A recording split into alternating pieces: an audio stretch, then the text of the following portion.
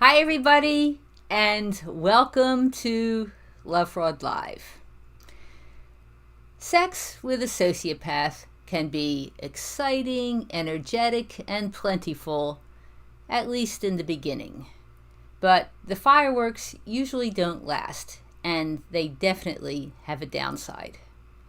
I'm Donna Andersen, author of Lovefraud.com, and tonight I'll explain what you need to know about sociopaths and sex. At the end of my presentation, I'll answer your questions. To join the chat or ask a question, please be sure to subscribe to this YouTube channel.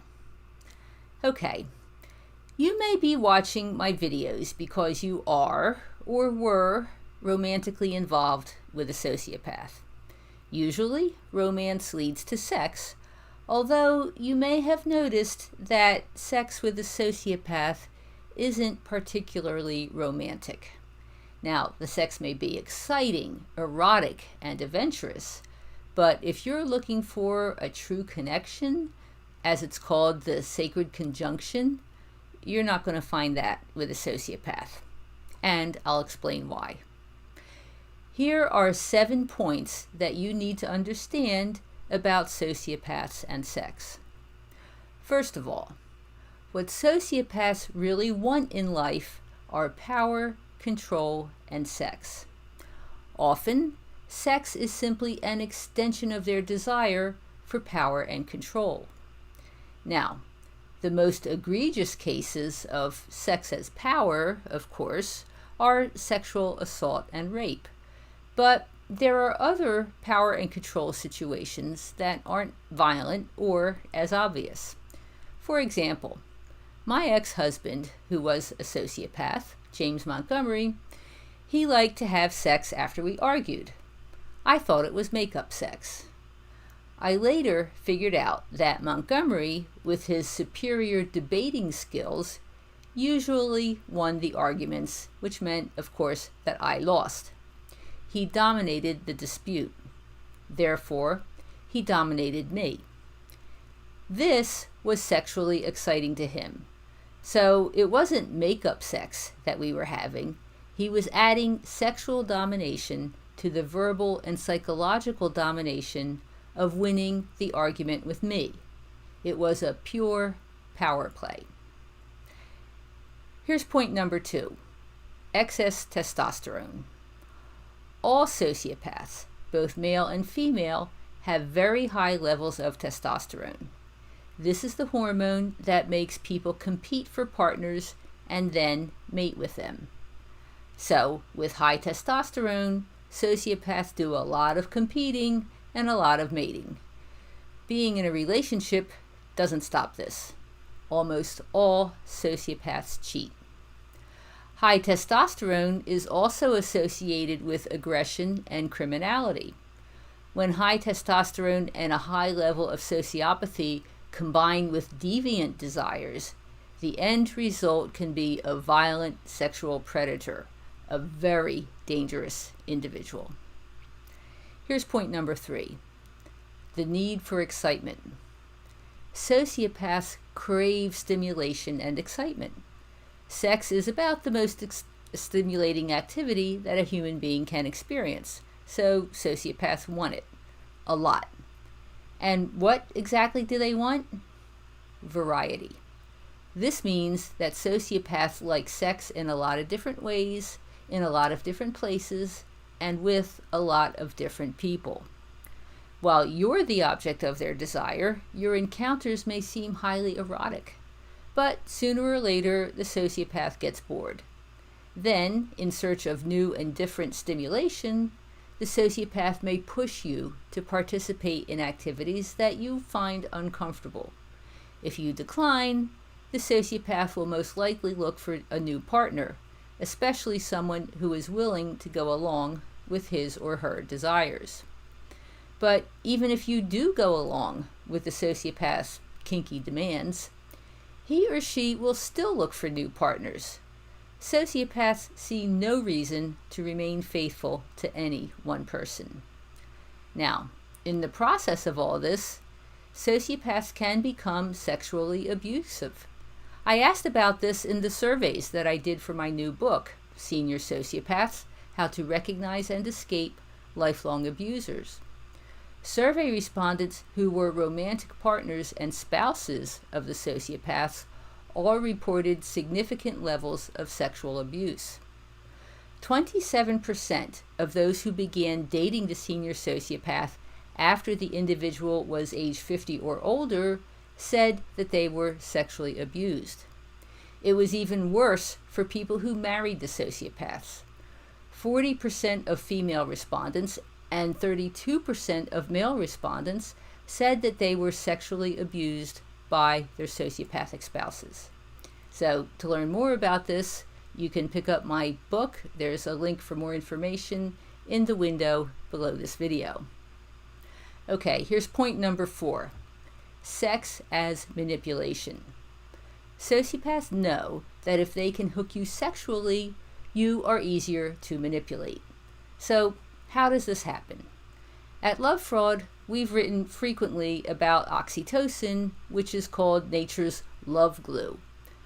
Oxytocin is a hormone and neurotransmitter that makes you feel calm, trusting, and content, and it alleviates fear and anxiety.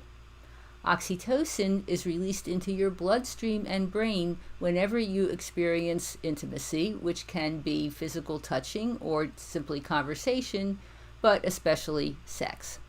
So when you have sex with someone, because of the oxytocin, you bond with your partner. You become more trusting of that person, and therefore more malleable. Oxytocin, however, does not affect sociopaths like the rest of us. They don't bond. It's speculated in the mental health field that they don't have the necessary oxytocin receptors in their cells. So, what happens when you have sex with a sociopath? You bond, and the sociopath doesn't. So you become more likely to comply with what the sociopath wants, whereas the sociopath just keeps pursuing his or her agenda. Here's point number 5. Sex with anyone. I've heard from many women who were shocked to discover that their husbands have been sexually involved with men.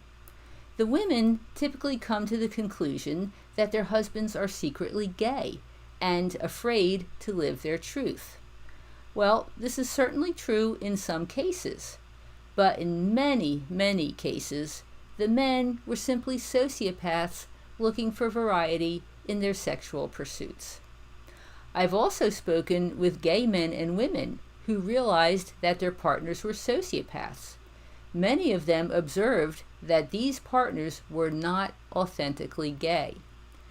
The bottom line is that many sociopaths are neither straight nor gay. They'll just have sex with anyone. For them, sex is just another manipulation strategy to help them get what they want. Here's point number 6. Sociopaths and love. Now, the core of sociopathy is an inability to authentically love. Sociopaths cannot experience the human connection of love, the desire to take care of the person that they love. So, what do sociopaths mean when they say, "I love you"? Well, some of them know that they are being manipulative and are just mouthing the words to get whatever it is that they want.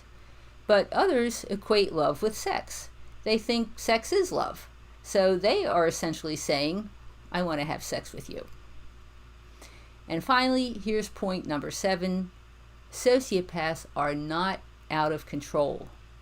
Now, given a typical sociopath's tremendous appetite for sex and their desire for variety, you might come to the conclusion that sociopaths are out of control sex fiends. Not necessarily. Sociopaths can subjugate their sexual desires in order to pursue a larger agenda. For example, sociopaths are quite capable of withholding sex from their partners in order to keep them off balance and therefore more manageable. And some Lovefraud readers have reported that their sociopathic partners aren't interested in sex at all. I do have to wonder, though, if the sociopath wasn't just interested in sex with them, and is actually getting it somewhere else. So, as I said at the beginning of this video, sociopaths want power, control, and sex. But what they want the most is power and control. Often, for them, sex is just a means to that power and control. So, that's the presentation for tonight. Next, I'll answer your questions. Ooh, quiet tonight. Well, feel free to submit your comments and questions. Take a look at them. I hope it's operating properly. But anyway, I've heard from people who really, really liked the sex that they had with sociopaths. In fact, I've heard from people on many occasions who already knew that the sociopath was bad news, knew that there was no future in this involvement, but were so hooked on the sex that they wanted to stay in the involvement anyway. I've never heard of anybody thinking that that was a good idea. And eventually, all the people who did this, who stayed in the relationship, for the sex, for this earth-shattering, mind-blowing sex, they all got hurt. I mean, sooner or later, there was always, it always turned out painful. They were injured in more than one way. And in the end, they all regretted it. So, I mean, if you ever realize that you're involved physically with someone who is disordered, who is antisocial, narcissistic, psychopathic, but you're really digging the sex, it's best to put an end to it, because sooner or later it is going to turn out to be problematic.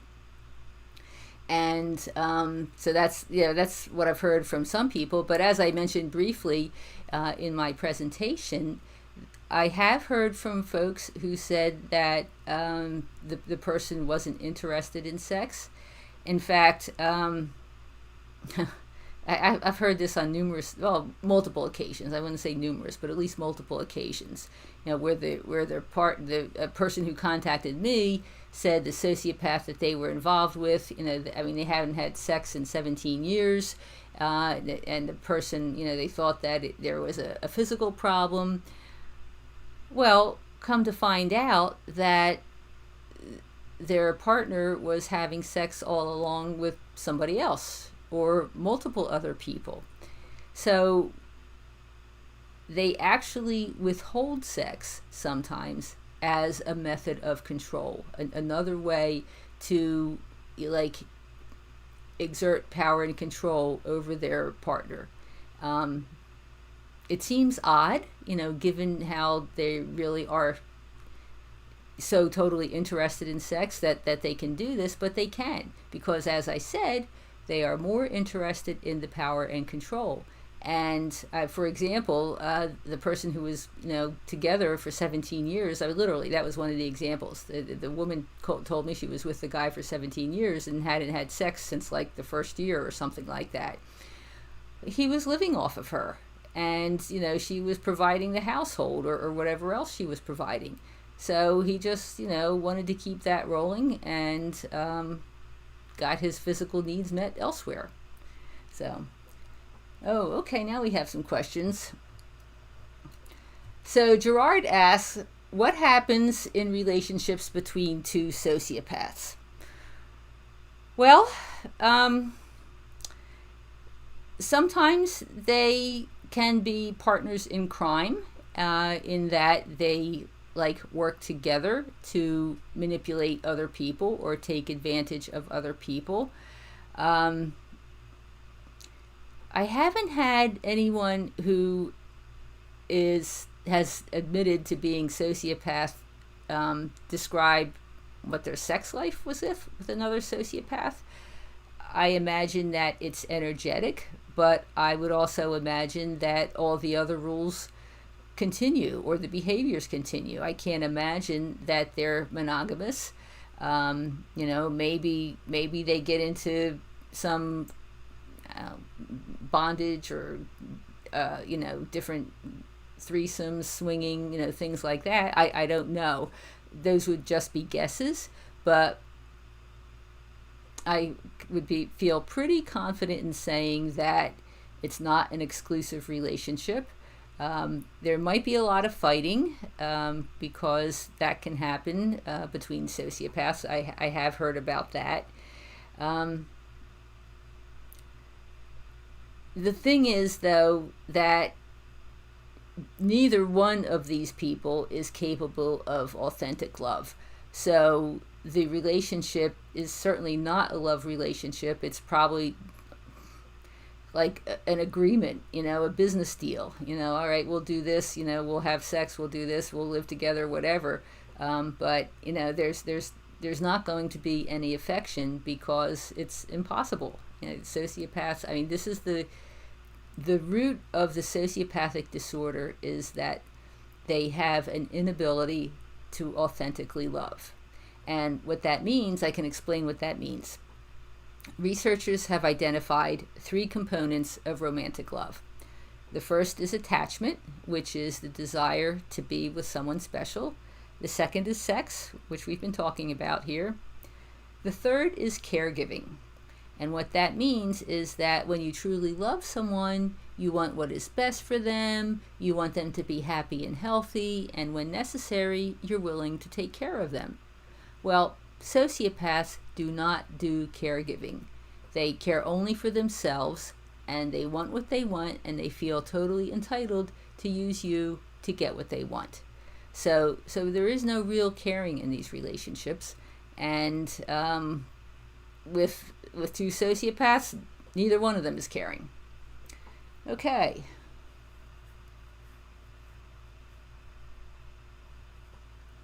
All right, so Lindsay says, yes, she agrees that it's a bad idea to wait for more sex. Yeah, it's sooner or later, you will probably be hurt, damaged, taken advantage of, or all of the above. So I would certainly recommend, getting out of it as soon as you realize that you're involved with a sociopath. Okay.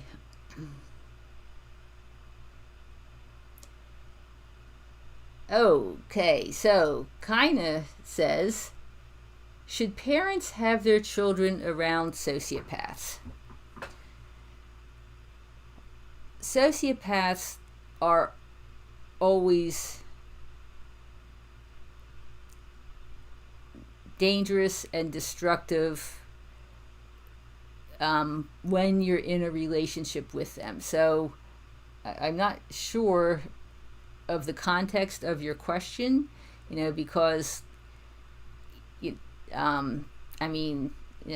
guy at the corner store may be a sociopath. Do you not let your kid go into the store? Well, maybe. Everybody should avoid sociopaths.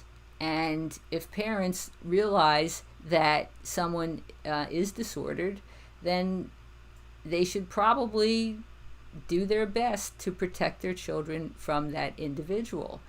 Or if they have to be around them, sometimes it's a family member. Of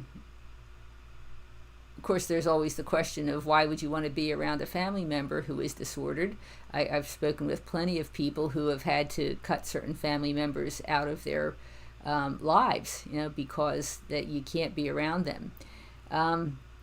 If it's unavoidable, I would say that you don't leave a child alone with someone who is disordered, and you watch them like a hawk, because you never know, what could happen. You just never know. All of us should avoid sociopaths as much as we can. So if you become aware that someone is disordered, just figure out a way to either cut them out of your life or minimize any contact with this person. Okay. All right, well, that looks like all the questions that we have for today. So I thank everybody for joining me this evening. and we'll be here. Oh, actually, no, I won't be here. Next week, I will not be doing a show next Tuesday night, but the following night I will be. So we'll see you in 2 weeks. Thanks a lot, everybody. See you later. Bye-bye.